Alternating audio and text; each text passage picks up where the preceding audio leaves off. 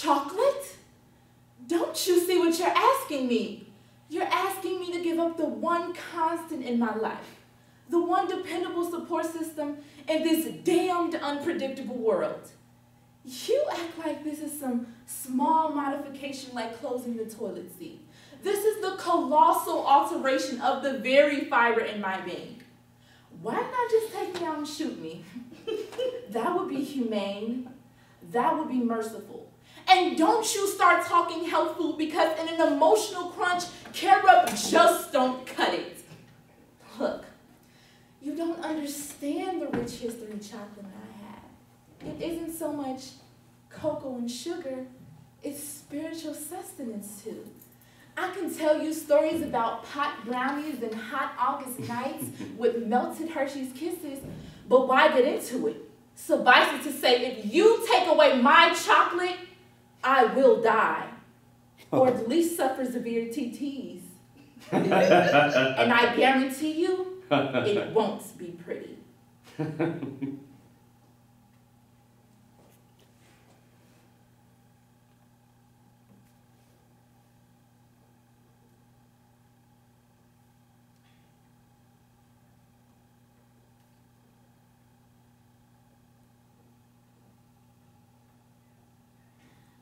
I've been standing with you. I've been right here with you, Troy. I got a life too. I gave 18 years of my life to stand in the same spot with you. Don't you think I ever wanted other things? Don't you think I got dreams and hopes? What about my life? What about me? Don't you think it ever crossed my mind I wanted to know other men? That I wanted to just lay up somewhere and forget about my responsibilities. That I wanted someone to make me laugh so I could feel good. You're not the only one who got wants and needs, but I held on to you, Troy. I took all my feelings, my wants and needs, my dreams, and buried them inside of you.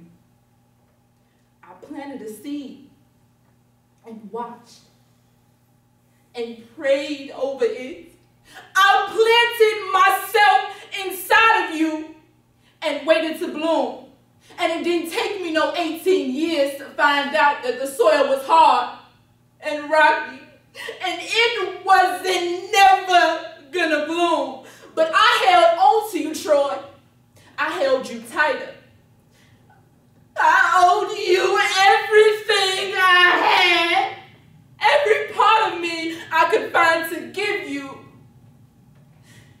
And upstairs, in that room, with the darkness falling in on me, I gave everything to try and erase the doubt that you wasn't the finest man in the world. And everywhere you was going, I wanted to be there with you, because you was my husband, because that was the only way I was going to survive as your wife. You always talking about what you give and what you don't have to give.